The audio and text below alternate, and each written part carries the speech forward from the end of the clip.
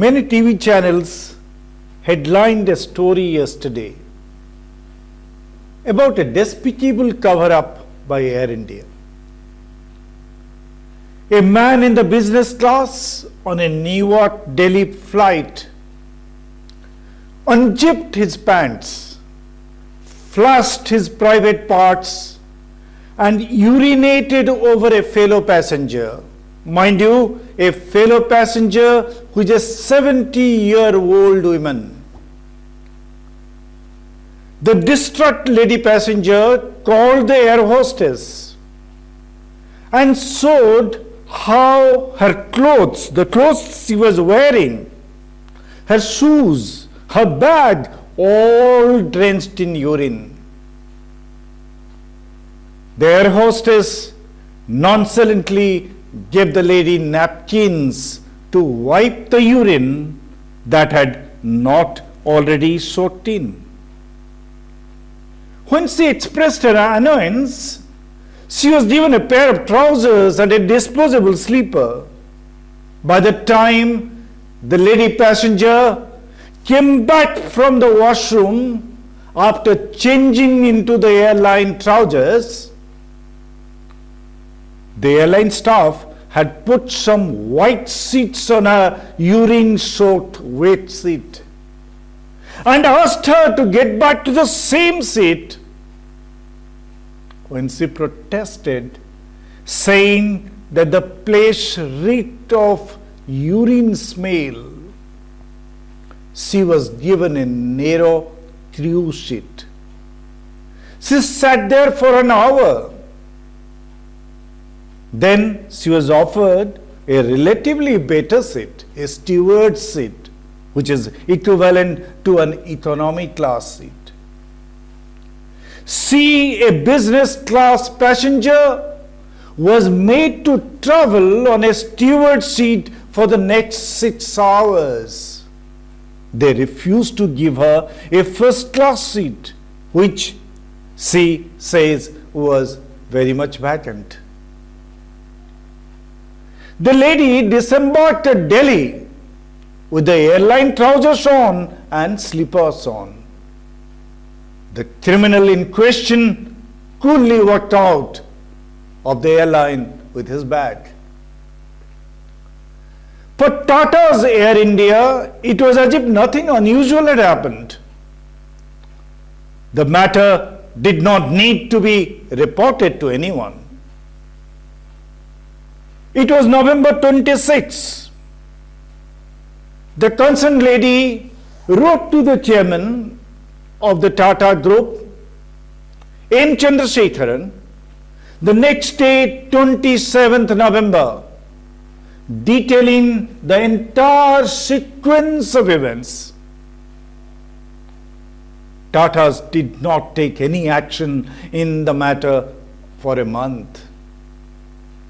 It was only on December 28 that the Tata Group made a cryptic intimation to the Delhi police about an acrimony between two passengers in the business class. This intimation was part of the regulatory requirement.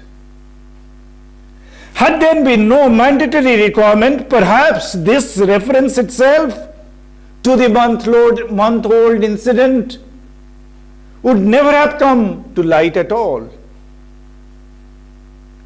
The dastardly incident would have been quietly buried. In fact, Tatas had made their best efforts to do so. They had not made any public statement in the last 1 month. The matter came out in the open only because Delhi police shared the information with the media yesterday. What did the Delhi police say? That the Tatas initially gave half-baked, insufficient information to them on December 28. That they tried to get in touch with the lady passenger who lives in Karnataka. The lady told Delhi police that she had given a detailed complaint to the Tata chairman. Then Delhi police asked Air India for the copy of that complaint letter, and after a lot of follow-up, apparently Delhi police says it managed to get a copy of that letter yesterday, 4th January.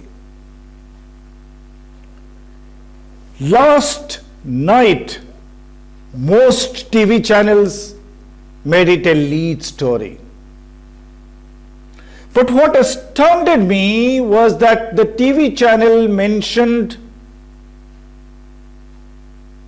the incident, but no one named the accused. As per protocol, in sensitive matters, the name of the victim is withheld, but the accused is always named and shamed. But here is a case in which the accused also remained anonymous. Tatas, anyway, possibly wanted to protect the reputation of their frequent flyer customer. The Delhi police, for reasons best known to it, did not make the name of the accused public. When the issue became a hot button topic on social media and the mainstream media yesterday, the Tatas issued a statement late in the evening saying the accused has been banned from flying for 1 month, that is 30 days. What a punishment! 30 days ban. And the Tatas say that that is the maximum they can do under the rules. What a strange thing to hear. Remember Arnab Goswami Kunal Kamra episode? About 3 years ago, when the stand-up comedian trolled Arnab Goswami, the Republic TV chief, aboard a Mumbai-Lucknow flight,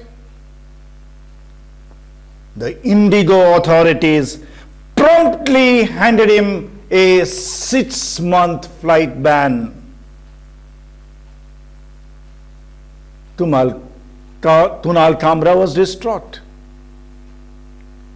But so, is Indigo authorized to ban for 6 months? But for Tata's Air India, the maximum limit of a ban is fixed at 30 days. Why are there different rules for different airlines? Or is it that the rules depend on the dramatis personae involved? In the 2020 case, the victim happened to be a loudmouth protagonist of the government of the day, and the culprit was a visceral critic of the ruling establishment. So on both counts, the Indigo perhaps wanted to demonstrate its unflinching loyalty to the powers that be and declared a 6-month ban.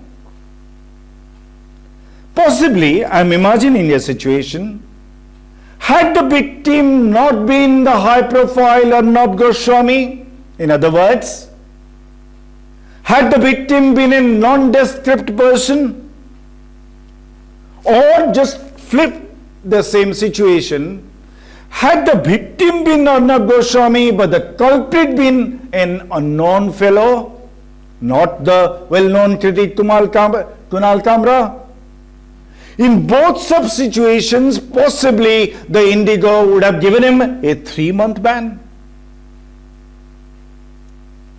But look at this case, the Air India case. Both the criminal and the victim are not well-known names. So, a month-long ban is kosher. Is this the way our airlines function? grovel before the power that be, and suck up to the rich, unruly customers. Is this the message our airlines are sending out? Well, Indigo is a sundry business group venture. It can stoop to any level. But this incident shows even Tatas, with all their formidable reputation, can also kiss the gutter. After all, have you heard of a similar criminal behavior aboard an aeroplane anywhere in the world? At least I have not. If Kunal Kamra was banned for 6 months, yes, it was unruly behavior and it deserved to be punished. But then, by that standard, this rogue criminal ought to have been banned for life, or at least for 10 years. And then in the Kunal Kamra Arnab Goswami case, the then Civil Aviation Minister Hardeep Puri had made an immediate call for all airlines to express solidarity with Indigo and ban Kamra for flying for 6 months. All 4 airlines had followed suit. Where is Hardeep Puri now? Or where is the current minister Jyotiraditya Scindia? Are their mouths sealed because the criminal is not an eyesore for the government, or the victim is not a known cheerleader of the government? What is the solidarity of the airlines this time?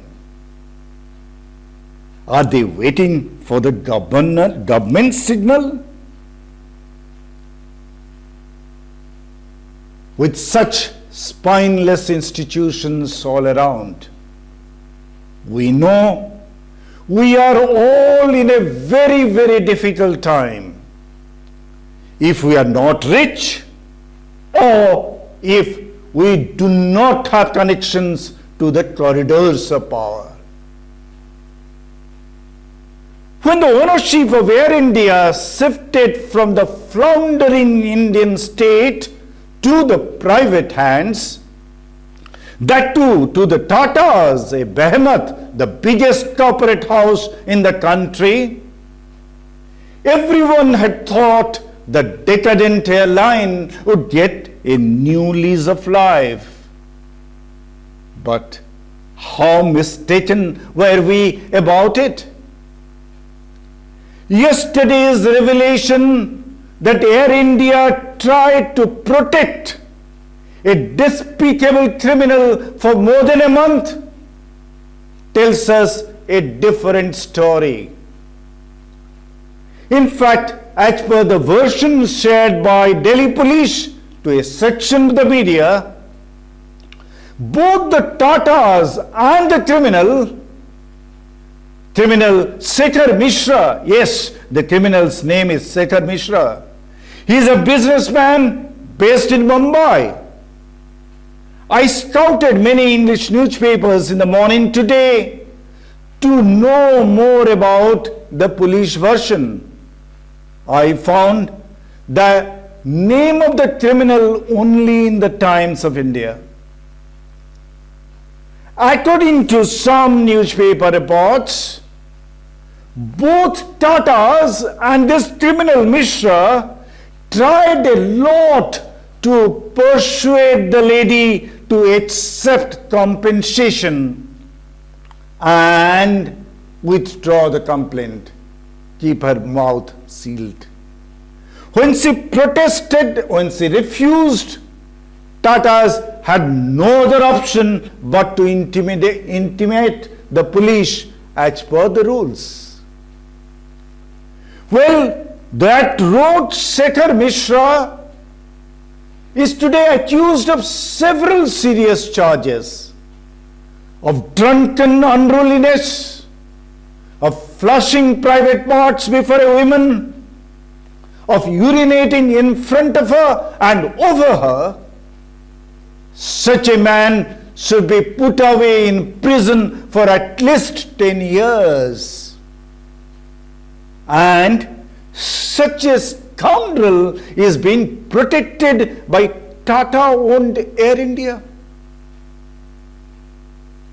Many of us have harrowing stories to tell about our terrible experiences about Air India when it was a Sarkari airline. But now we know that even a Tata-owned Air India can be as bumbling or even worse than a government-owned Maharaja.